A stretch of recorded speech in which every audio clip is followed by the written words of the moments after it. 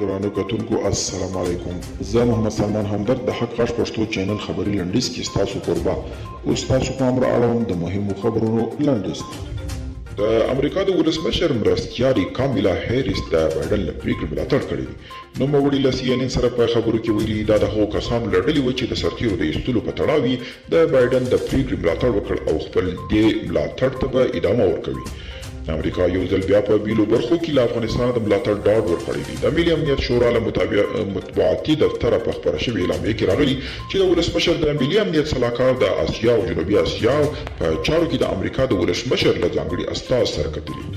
چین وايي چینایي سوداګر او کمپنۍ په افغانستان کې د پانګونې هڅوي. په کابل کې د چین سفیر وانګ یو په خپله وروستۍ څرګندونه کې ویلي دي دوی د دې غوښتونکي دي چې په څنګ کې یو پیاوړي او پرمختللی افغانستان موجود وي او وروسته تر هغه چې په وروستیو کې د امریکا او روسیې اړیکې د سخت ترنګلتیا لور ته روانې کرملین ویلي چې ټاکل شوی ولادیمیر پوتین له خپل امریکایي سیال جو بایډن سره وویني. د کرملین یو سلاکار یوري اوشاکوف ویلي چې د همدې میاشتې په پیل کې جو بایډن پوتین ته د مخامخ ملاقات وړاندیز کړی دی.